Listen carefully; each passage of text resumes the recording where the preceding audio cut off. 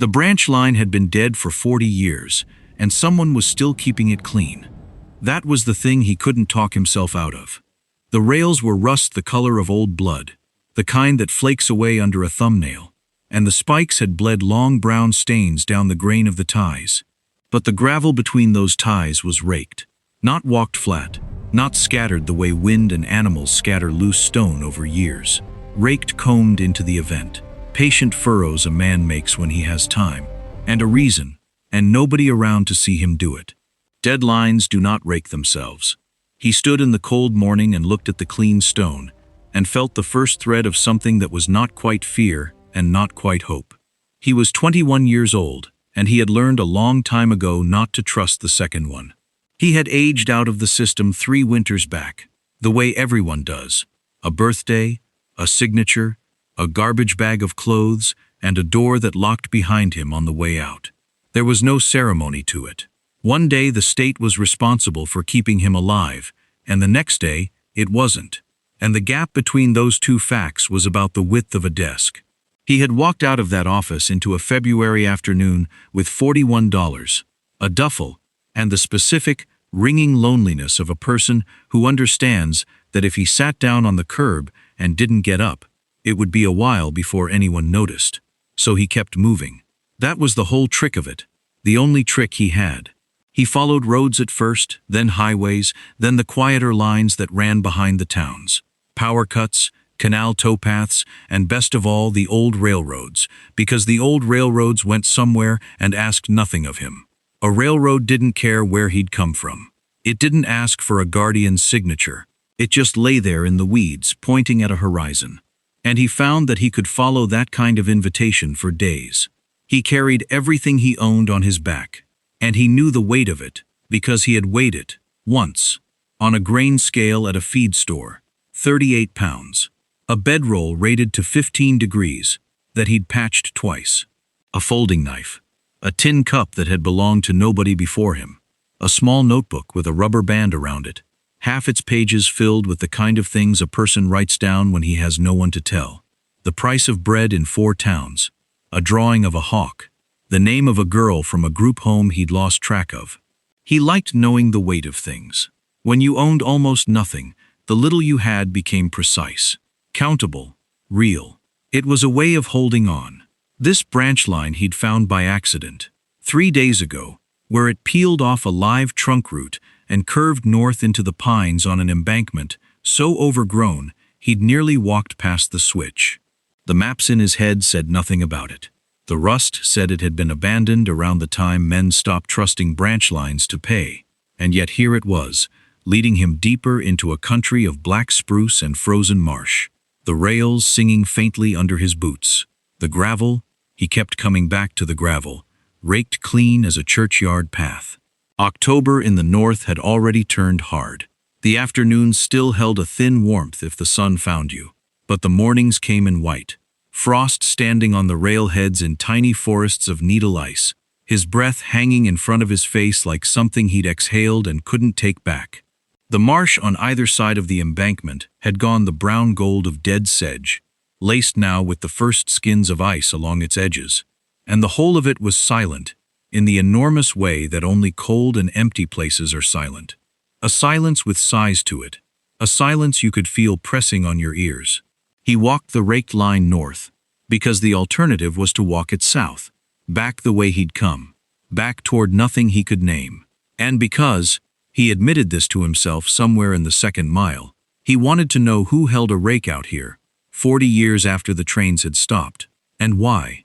The embankment narrowed, where it crossed the worst of the marsh, the ground falling away on both sides into reed and black water. And it was there, where a man walking with somewhere to be would never have looked down, that he saw it. A hatch. He almost missed it even then. It sat flush between 2 ties near the center of the bed, an iron plate, perhaps 20 inches square, its surface furred with the same deep rust as everything else, so that from any normal angle it was just another dark patch in the gravel. But the edges were too straight, the corners were too square, and when he crouched and brushed the loose stone away from one side with the edge of his boot, his fingers found what the rust had been hiding. A recessed ring, hinged flat into the plate. The kind of pull you'd set into a thing you meant to open many times and never wanted anyone to find. His heart did something complicated. He knelt on the cold ties with the marsh breathing its mineral breath up at him, and worked the gravel back from the plate with both hands until the whole square of it lay revealed, and the ring stood proud enough to grip. That was when the rails began to hum. It started so low he felt it before he heard it, a vibration coming up through the iron, through the ties, through his knees, a deep tuning fork note, as if the whole dead line had been struck somewhere far off, and was only now beginning to ring. He went absolutely still. Every story he'd ever heard about people on tracks arrived in him at once. The hum climbed. It found a pitch and held it, and then it began, unmistakably, to grow. A train. The reasonable, screaming animal part of his brain said train, on a line that had been dead for 40 years, and he was kneeling in the dead center of it, over an open marsh, with nowhere to jump, that wasn't black water and ice. He scrambled up, spun, looked north up the empty rails into the white where they vanished, looked south, saw nothing both ways, and still the hum rose under him until it was a pressure in his teeth. And then, as suddenly as it had come, it crested and began to fall, and he understood, standing there with his heart slamming and his breath torn ragged, that it was the wind. The wind had risen out on the marsh and was pouring across the embankment, and the long welded rails, anchored and tensioned and stretching for miles, had caught that wind the way a reed catches breath, and turned it into a single low note that traveled the whole length of the line. The rails were singing. That was all.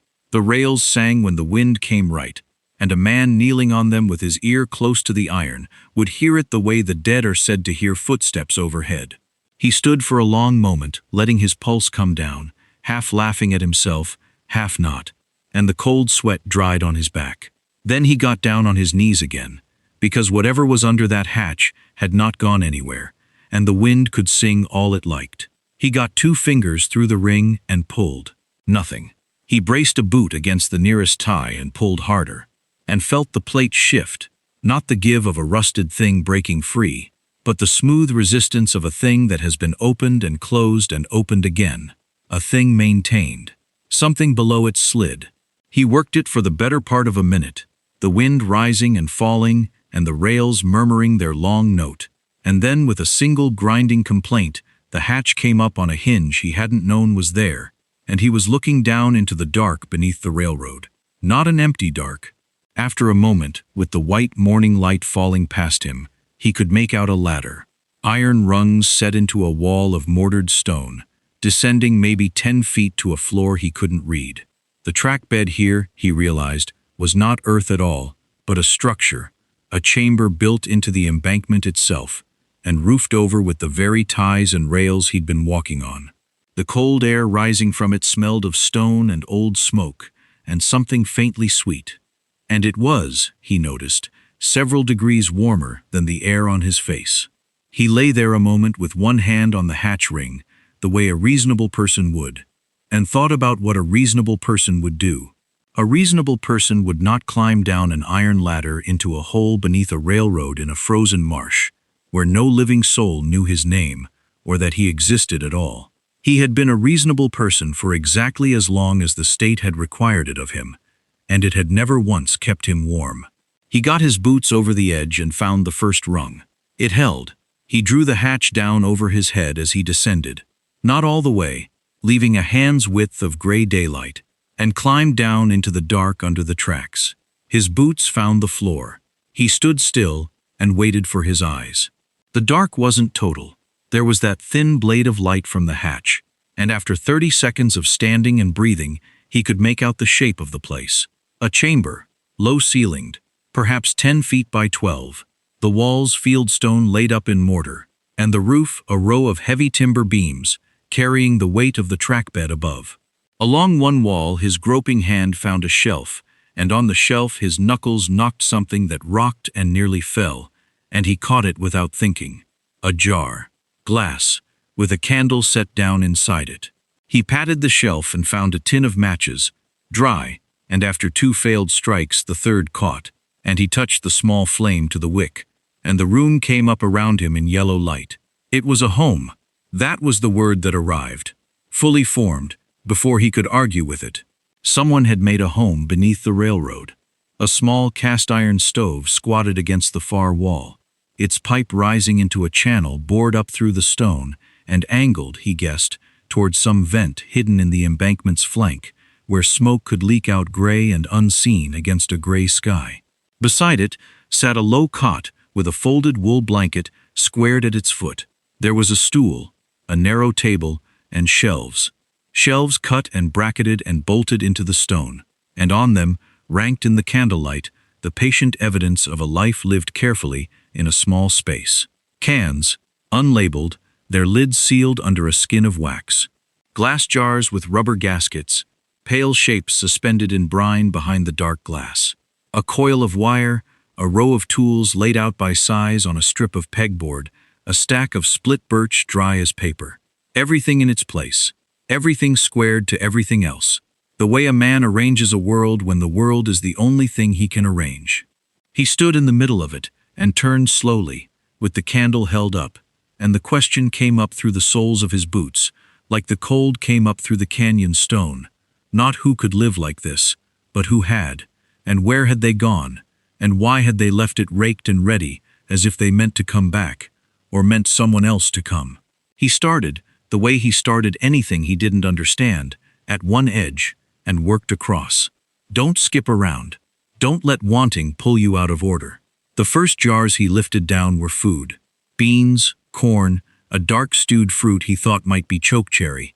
The seals all sound. No swelling, no rust under the rings. Whoever had put them up had known the work. The cans were the same, hand-sealed, the wax unbroken. He could not know the year, but the food looked right, and his stomach, which had been a quiet animal for 2 days, woke and made its argument. He set one jar aside on the table. Later, he told himself. In order. Later. And went on. On the table itself lay a book. He brought the candle close. It was a journal, cloth-bound, the cover soft and dark with handling. And when he opened it, the spine fell naturally to a place near the middle, where the binding had been broken by being held open many times. The handwriting was a working man's hand, square and pressed hard. The letters of someone who had learned to write as a boy and used it for lists more than letters. He read the open page first because it was the one the book wanted to show him. It was not poetry. It was a record. The damper on the stove ran stiff below 20 degrees and wanted a second hand to seat it. The east wall wept in the spring thaw and was packed every other year with clay from the marsh edge, mixed 2 parts to 1 with the fine sand from the cut at milepost 114. The line sang in a north wind, and a man would learn to sleep through it. He turned back, toward the beginning, and the entries grew older and the ink browner, and the story assembled itself slowly the way the cold assembles ice, edge by edge. The man who had written it had kept the signals on this branch. A lineman, the word was his own, used plainly, responsible for the semaphores and the batteries and the long copper runs that told the old trains where they stood. He had walked this line on a track cart for the better part of his life, milepost to milepost, in every weather the north could make. And when the railroad finally gave the branch up for dead and pulled the rolling stock and let the timetable lapse, the lineman had not gone with it. He had no place to go that he wrote down. The line was the thing he knew. So he had stayed, and quietly, over a season and then another, he had turned the dead signal vault at the marsh crossing, a stone chamber built to hold batteries out of the frost, into a place a man could live. Tucked into the journal at the page where the binding broke was a photograph. It was black and white, the edges curled, and he held it to the candle with great care. A man stood beside the very embankment he was now beneath, in a railroad coat too big for him, his cap pushed back, his face caught mid-word, as if the camera had interrupted him. And at his side, one hand in his, stood a girl of perhaps 7, in a buttoned coat and a knit cap, looking not at the camera, but up at the man with the open, total attention that children give, and then forget how to give. On the back, in pencil, in the square hand he now knew, a date, The spring of 1962. He sat down slowly on the stool, with the photograph in his hands. He went through the rest of the box beneath the table, the way he'd learned to go through everything, in order, not skipping. A ring of keys, 6 of them, plain and worn, that fit nothing in the chamber he could find. A folded sheet that proved to be a strip map of the line itself. The mileposts marked in pencil. Some circled, 1, 114. Circled twice, and marked with a small square, the way a man marks a place that matters more than the others. And painted on the stone of the wall above the table, in white lead paint gone yellow with smoke, in figures a foot high, so that a man could not lie on the cot and pretend not to see them. A single notation. M114. The same milepost. The clay for the wall came from the cut at 114. The map was circled twice at 114, and here it was painted on the wall, where he'd see it last thing before the candle went out, and first thing when the gray came down the hatch in the morning. Whatever lay at milepost 114, the lineman had wanted it kept in front of him. He copied the number into his own notebook, and beneath it he wrote. The way he wrote things he did not yet understand, but meant to. Who is the girl? He spent what was left of the morning being useful, because that was how he dealt with wanting a thing he couldn't have yet. He lit a small fire of the birch, and found, as the journal had warned, that the smoke backed up until he'd cleared a wad of old nest from 3 feet up the pipe with a length of the coiled wire. Then the draw came clean, and the smoke went up gray and gone. He cracked the seal on the jar of beans and ate slowly, sitting on the stool, looking at the painted number. He found where the east wall had begun to weep along its base and noted it for the clay it would want. He swept the floor with a broom worn to a stub. Small jobs, comprehensible jobs, the kind of work that made a place more a person's, one increment at a time. By the time the light coming down the hatch had swung and softened toward afternoon, the chamber was warm enough that he'd taken off his jacket, and he understood that he was, for the first time in a long while, not cold, and that this was making it hard to think about leaving. But the number was on the wall, and the keys fit nothing here, and a man who'd circled a place twice on a map had meant for it to be found. He banked the small fire, took the ring of keys and the strip map and the photograph, climbed the ladder, and lifted himself back out into the white afternoon, lowering the hatch behind him and raking a little gravel back across it from old, instinctive care. Milepost 114 was 1.25 miles up the line, by the map. He walked it north along the singing rails, the wind steady now, and the rails holding their low note, the marsh giving way as the embankment climbed to firmer ground, and the black spruce closed in tighter on both sides. He counted the old milepost markers as he passed them, cast-iron numbers bolted to leaning posts, the figures barely legible under their scale of rust, 111, 112, 113. The line ran into a shallow cut through a low ridge here, the granite shouldered back on both sides, where men with hand drills and dynamite had once coaxed the rock aside, and it was the fine, pale sand of that cut, he realized, that had gone into the lineman's walls. At 114, the trees opened. It was not natural, the opening. The spruce had been cut back long ago, and the stumps had rotted to soft black rings in the moss. But the clearing they'd made remained, and in it stood the ruin of a hut. A lineman's shack. He knew it by the rotted glass insulators still pegged to a leaning pole beside it, by the rusted track cart canted on its side in the weeds. The roof had fallen in along one side, and a young birch had grown up through the gap, but the walls of mortared fieldstone stood, and the door, a single plank on hand-forged hinges, hung swollen in its frame. He set his shoulder to it and worked it open and stood in the doorway, while his eyes adjusted to the gray. Inside, shelves, mostly empty, a bench, a second small stove, cold and red with rust, and on a high shelf, where damp couldn't reach it, a tin box with a hasp. But it was through the back window, where the glass was long gone, that he saw the thing that stopped him, a small square of ground beyond the hut, fenced with a low rail of split cedar, gone silver with weather, the rails still standing where a man had set them carefully into the earth. He went out the back and crossed to it, And inside the little fence the moss had grown smooth and even over a single raised place, and at its head stood a marker. Not stone.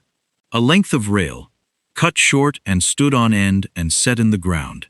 And into the flat web of it, with a cold chisel and great patience, a name and 2 dates had been struck. He crouched and brushed the lichen from the figures with his thumb. The dates told him the rest before the journal ever would. The girl in the photograph had been born in the spring of 1955 and had died in the winter of 1962, 7 years old, the year the picture was taken, and her father had buried her here at milepost 114, in the cut where the good sand was, beside the line he could not leave. He knelt there a while in the cold with his hand flat on the moss. Then, because he did not know what else a person was supposed to do, he did the only thing he had. He cleared the grave. He pulled the dead sedge that had crept in under the fence, and he scraped the lichen back from the rail marker until the name stood clear, and he rebuilt a section of the cedar fence that had fallen, fitting the old silver rails back into their sockets, working slow and careful with stiff fingers until the small square of ground looked, again, like a place that was kept. It took him an hour. He did not think, while he did it, about anything but the work, and that was a mercy. When he was done, he went back inside and took down the tin box and opened it on the bench.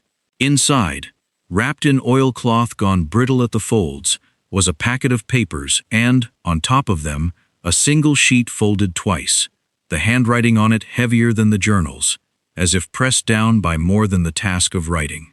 He carried it to the doorway for the light, and read it standing there, with the wind moving in the spruce. It was not a letter. It was closer to an inventory, the same plain accounting the journal had taught him to expect. But it had been written, he understood as he read, for someone who was not there yet. It set down where things were. The vault at the marsh crossing, and how the damper sat. The clay for the east wall and the cut where the sand was. The food, and which jars to use first. The keys, and the fact, noted plainly, without explanation, that 2 of them opened nothing anymore, the locks being lost, but that a man should keep them anyway, because you never knew.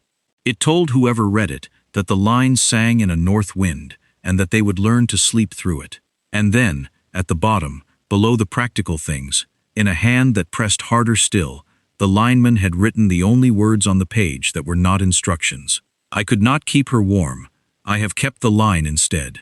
If you have come this far down a dead road in the cold, then you are the one I built it for. And you are not as alone as you think. Use the stove. Mind the wall. The number is so you will remember to come up here and clear her place when the season turns. That is all I will ask of you. Stay as long as you need. Go when you're able. Leave it raked. He stood in the doorway a long time with the paper in his hands, and the wind in the spruce, and the small kept square of ground behind the hut, and the thing that had been pressing on him since the empty office, and the locked door, and the $41. The conviction, carried so long he'd stopped feeling its weight, that no one had ever built anything for him, that he had walked into the world unexpected and unwanted, and would walk out of it the same. That thing loosened in his chest, and did not break, but loosened, the way river ice loosens before it ever moves. He had not been looking for this. He hadn't known what he was looking for. He could not have written it in a ledger. But he had followed a dead line north when every reasonable instinct said turn back, and he had stopped walking like a man with somewhere to be, and he had gone down into the dark, not knowing what the dark held. A man dead these many years had built a warm place under a railroad and left it raked for exactly that kind of stranger, on exactly that kind of road, and had asked in return only that the stranger keep one small grave clear when the season turned. He thought he could manage that.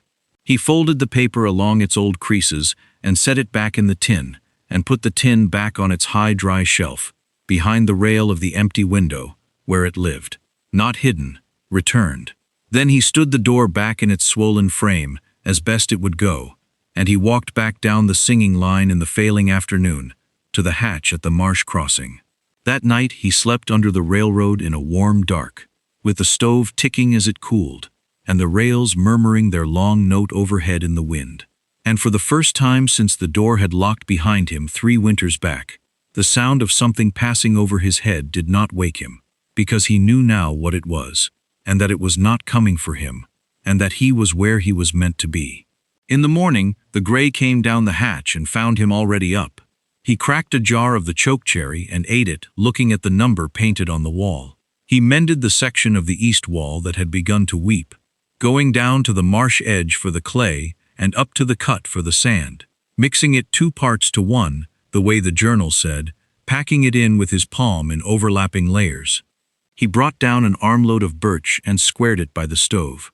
He took the lineman's journal from the table and read another year of it, slowly, the way you'd listen to someone who had no one else to tell. And then he took out his own notebook, the one with the rubber band and the price of bread in 4 towns and the drawing of a hawk, and he turned to a clean page, and he began, in a hand not yet as square as the lineman's but learning, to write his own inventory. What was here? What worked? What still needed doing? The damper, stiff below 20. The east wall, freshly packed, to be checked in the spring. The grave at 114, cleared, to be cleared again when the season turned. He paused over the ring of keys where it hung now on a nail by the door. 6 keys. 2 of them, the lineman had written, opened nothing. The locks were lost, but that left 4. He had found the hatch, and the hut, and a tin box with a hasp. The journal's small key had fit. That was 3. Somewhere down this line, north or south, behind some door he had not yet found, was a lock that one of these last keys still turned. He sat with the cold iron of it in his palm and the gray light coming soft down the hatch, and he felt, instead of the old ringing loneliness, something that was very nearly the opposite of it. The warm, particular pull of a thing left for him to find. He wrote the number down.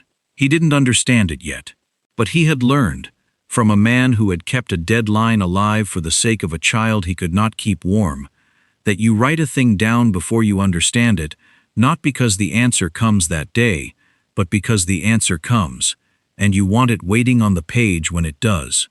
Outside, the wind crossed the marsh, and the long rails caught it, and the whole dead line began, very softly, to sing.